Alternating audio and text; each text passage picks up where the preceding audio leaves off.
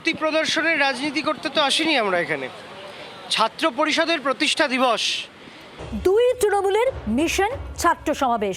হাইকোর্টের অনুমতির পরই এবার 28শে অগস্ট ছাত্র সমাবেশ একেবারে সফল করবার জন্য তোড়জোড় তৎপরতা শুরু হয়ে গেছে। গতকাল পরিদর্শনে মমতা তৃণমূল শিবির যায়, সেই ছবি আপনাদের দেখিয়েছি। আজকে পরিদর্শনে ঋতব্রত তৃণমূল শিবির। ছাত্র সমাবেশ সফল করতে প্রস্তুতি শুরু ঋতব্রত বন্দ্যোপাধ্যায় শিবিরের। সকাল সকালই ছাত্র পরিষদের সভাপতি সুদীপ রাহা সহ অন্যান্য ছাত্ররা রানী রাসমণি রোডে প্রস্তুতিতে ব্যস্ত, সেই ছবি ধরা পড়েছে। ভিড়ের কোনো প্রতিযোগিতা নেই, এখানে শুধু ছাত্ররাই আসবে, বয়স্করা নয়।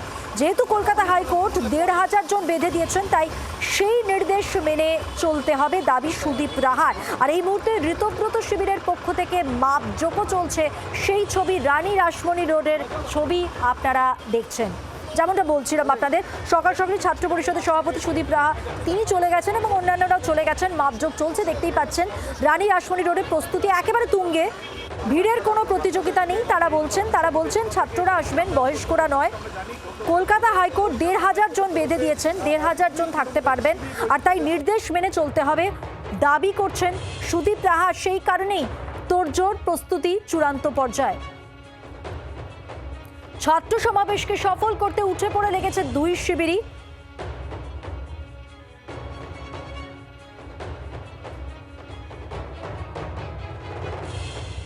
সরাসরি রয়েছেন প্রতিনিধি প্রবীর চক্রবর্তী। প্রবীর, গতকাল মমতা তৃণমূল শিবির, আজকে ঋতব্রত শিবির, আমরা দেখতেই পাচ্ছি মাপজোক চলছে। কি বলছেন তারা প্রস্তুতি নিয়ে?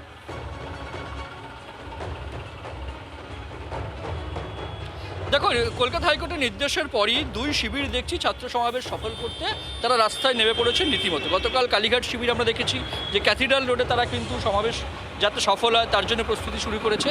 আজকে ঋতব্রত বন্দ্যোপাধ্যায়ের শিবির, তারা কিন্তু দেখতে পাচ্ছি যে এই মুহূর্তে যে তারা রানী রাসমণি রোড, যেটা কলকাতা হাইকোর্ট তাদেরকে বলেছে, সেই কলকাতা হাইকোর্টের নির্দেশ মতো রানী রাসমণি রোডে এসে তারা এই মুহূর্তে মাপঝোপ করছে।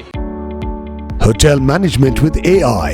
Join IIHM, International Institute of Hotel Management.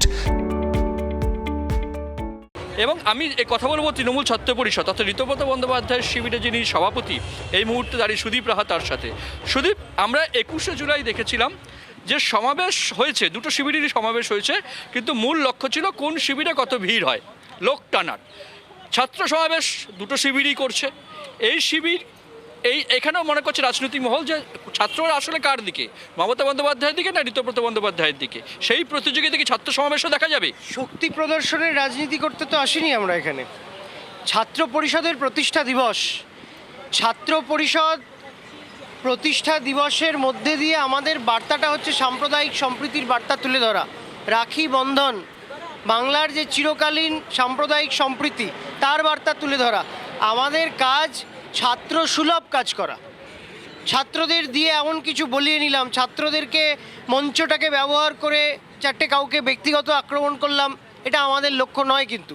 সুতরাং কারা কোথায় ভিড়ের প্রতিযোগিতায় আছে আমরা জানি না, আমরা ন্যায়ের সঙ্গে আছি, নীতির সঙ্গে আছি। যেহেতু দুটো শিবির করছে, স্বাভাবিকভাবে তৃণমূল ছাত্র যে মূল ভাগাভাগি তো হবেই। অন্য শিবির কারা, কি শিবির আমি জানি না। আমরা তৃণমূল কংগ্রেস এবং এখানে সব ছাত্ররা রয়েছে, যারা গাইড করবার জন্য সিনিয়র নেতৃত্ব রয়েছেন, কিন্তু আমাদের 62, 68, 69, 70 বছরের লোকেদের দিয়ে তৃণমূল ছাত্র পরিষদ করতে হচ্ছে না।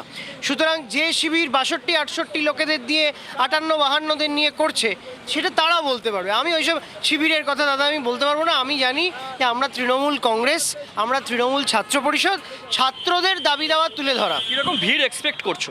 দেখো, ভিড় তো এক্সপেক্ট করছি।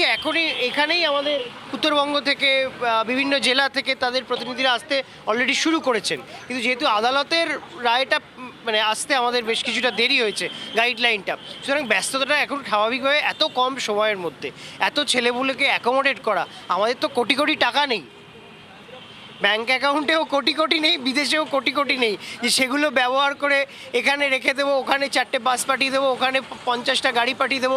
আমাদের সেই সামর্থ্য নেই, আমাদের আর্থিকভাবে আমরা পিছিয়ে।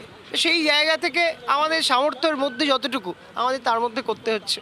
অর্থাৎ তৃণমূল ছাত্র পরিষদের ঋতব্রত বন্দ্যোপাধ্যায় শিবিরের সুদীপ রাহা তিনি দাবি করছেন যে এখানে ভিড়ের কোনো প্রতিযোগিতা হবে না, ছাত্ররাই আসবে, সেখানে 60-65 বছরের কাউকে দেখা যাবে না, তাদেরকে নিয়ে কখনোই ভিড় করা হবে না, ছাত্রদের সমাবেশ ছাত্রদের নিয়ে করা হবে এবং ছাত্রদের বিষয়ে এই সমাবেশে তুলে ধরা হবে বলে দাবি করছেন সুদীপ রাহা। বেশ, ধন্যবাদ প্রবীর। সরাসরি ছিলেন নিরঞ্জন। প্রতিনিধি প্রবীর চক্রবর্তী। বাংলার আওয়াজ, বাঙালির আবেগ, জি 24 ঘন্টা।